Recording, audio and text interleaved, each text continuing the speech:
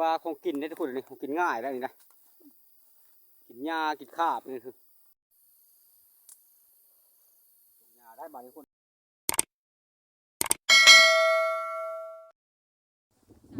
กับตะกายสบายดีแล้วก็สวัสดีพี่น้องๆพ่อแม่ทั้งฝั่งลาวฝั่งไทยต่างประเทศก็ดีมื้อนี้ก็บ่มีหยังหลายทุกคนเด้อสิพาทุกคนไปหาไปศูนย์เด้อมื้อนี้เด้อไปซับหญ้าซับข้าก่อนไปหาอยู่หากินเลยทุกคนเด้อสิได้บ่จังไดก็ยังบ่ทันได้ฮู้ขอโทษกาขอชมแล้วก็อย่าลืมทุกคนฮักแพงกันคือเก่าอย่าทิ่มอย่าปะอย่าละอย่าไล่ทุกคนเด้อผิดพลาดประการใดขอโทษขออภัยถ้าว่าตอบเม้นตอบหยังเขาหาเพิ่นบ่ทุ่งบ่ทันเวลาขอโทษขออภัยทุกคนเด้อมื้อนี้กาล่มทุกคนในบ้านค่อยเดี๋ยวนี้ถือว่าล่มทุกคนเลยพัดอุกๆนี่ทุกคนเลยมืดมู่เบิดทุกคนมื้อนี้ฮะฝนสิตกบ่จังไดเพิ่นว่าพายุเข้ามาเพิ่นว่าหั่นน่ะแต่ว่าเขาคิดว่าพายุอีหลีตามเบิ่งแต่ว่าเป็นพายุลม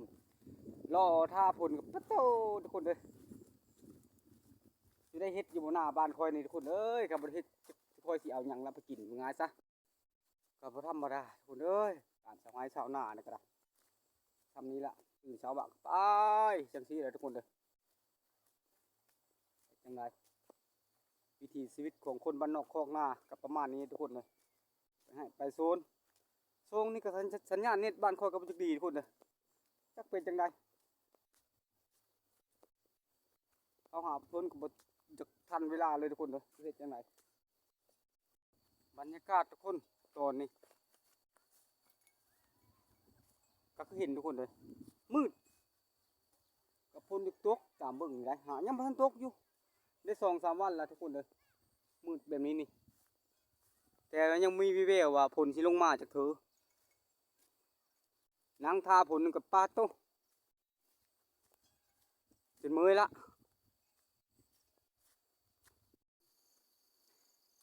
กาเขาเจ้าทุกคนเลยผู้คักงามทุกคนเลยเกมยาวเลยนะ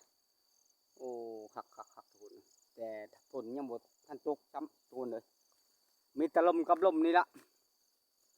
ก็จะเป็นจังไดทุกคนเลยหมอลายย่างทุกคนเลยมีแต่ไปพบคอยอยู่ที่ศูนย์มันทุกคนเลยเป็นจังไดก็ได้สิเฮ็ดหยังกะสิทำหยังกะไปพบคอยอยู่ศูนย์หมดแล้วไปกันเลยทุกคน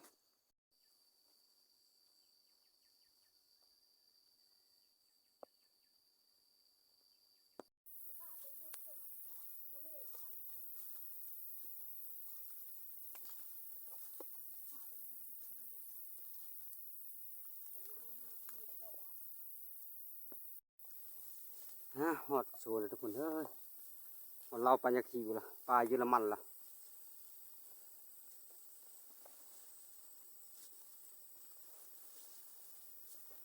ธรรมดาทุกคนที่ศูนย์คอยเลยแบบนี้ได้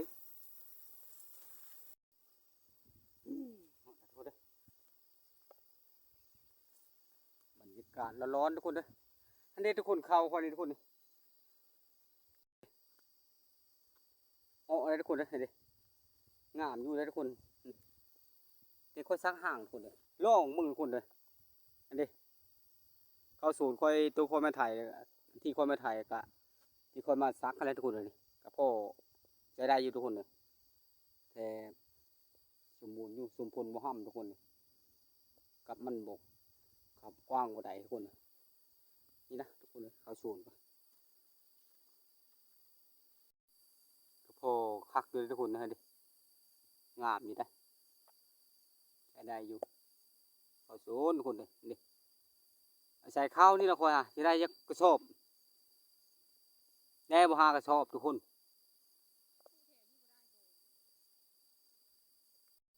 ปุ๊กปุ๊ละปุ๊กมันดังคนเด้อปุ๊กอะไรเดี๋ยวนี้ปลามันสิมาหอดเขา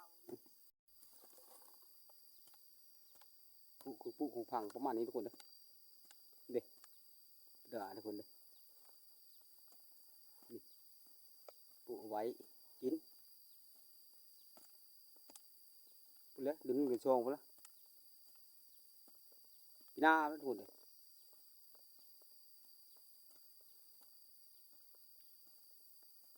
มาหายมาส่งแบบนี้ล่ะก็บ่ได้มีเนื้ออื่นได้มาปอกเป๊กๆกันนะ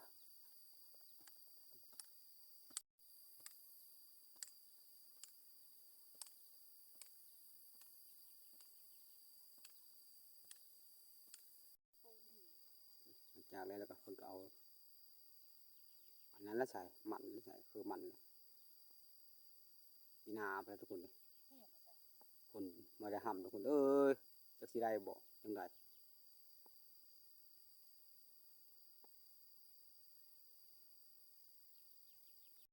อ่ะอันนี้ถือว่าวิธีปลูกมันทุกคนนะมันคือมันอย่างมันประมาณจักมันอย่างประมาณนี้ทุกคนเลยถือว่าเป็นวิธีง่ายทุกคนเลยถือว่าของกินได้ทุกคนเลยของกินง่ายแล้วนี่นะกินหญ้ากินข้าวนี่คือท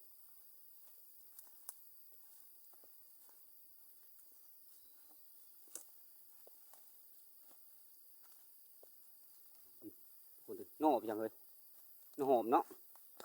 นี่บ้านเพื่อนๆมีบ่ทุกคนคือสิมีทุกคนเลยตามเบิ่งนี่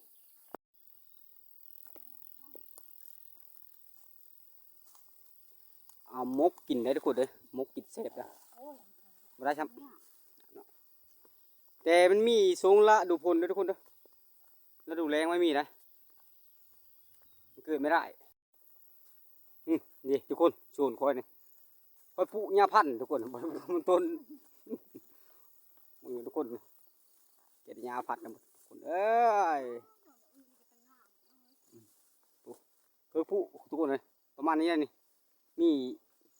คือพระทองประเทศปรณามาทองกะลายละกะลายอันดอกแล้วก็มันต้นนี่แหละงามเนี่ยทุกคนเลยร้อนเลยก็คือเห็นนี่ทุกคนนี่หญ้าอันนี้พร้อมทุกคนนี่ที่อยู่ที่ใส่ค่อยนะปะโอ้คักเลยนะงามบ่เลยเอาให้มาโซนระบายทุกคนเลยมาให้มาโซนกับปริมาอย่างเราทุกคนมาซับหญ้านี่นะทุกคนเลยประมาณนี้เลยนี่มันต้นค่อยบ่มีหลายทุกคนบ่ปานใดนะหญ้าหุ้มทุกคนเลยปุ๊มึงนี่นะทุกคนเลยจะเฮ็ดจังไดจำเป็นทุกคนเลยอันบ่เฮ็ดบ่ได้คือว่าเลยทุกคนเลยนี่นะหญ้าประมาณนี้ทุกคนเลยส่วนผู้หญ้าทุกคนเลย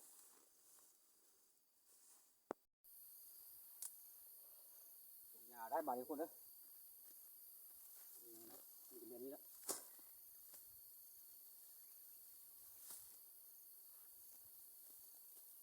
เอ้ยชีวิต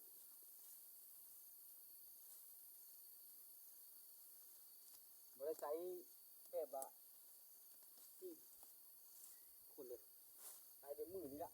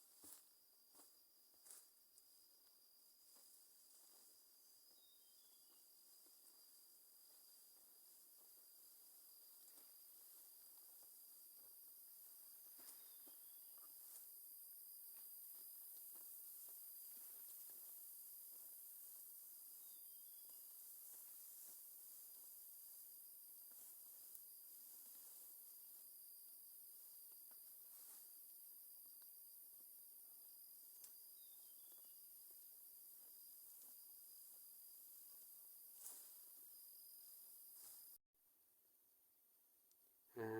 ถือว่าสามีทุกคนเลย การซับหญ้าสีหญ้าให้มันต้นก็ประมาณนี้ได้ทุกคนเลยก็บ่มีหยังหลายได้การมาให้มาโซนก็ได้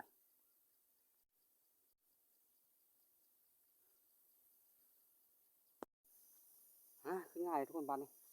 คือง่ายของกินก็บ่มีหยังได้ทุกคนเลยอันนี้มกอันนี้ละมกโน่ต้องค่อยภรรยาค่อยอันนั้นละลูกเอาละอันนี้ละมันได้มีเพียงแล้วมันนี้ได้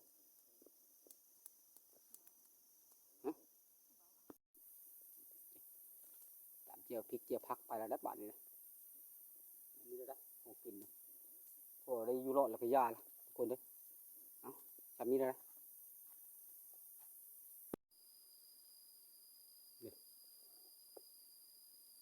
ทำนั้นได้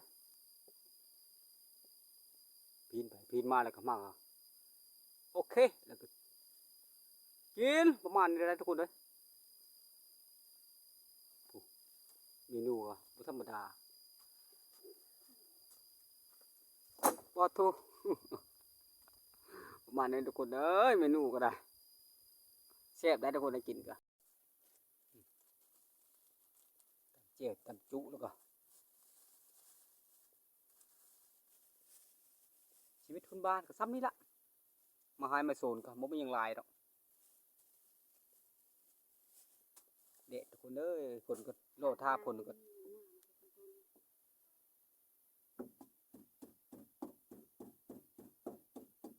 หาตับเจียวธรรมดาทุกคนเอ้ย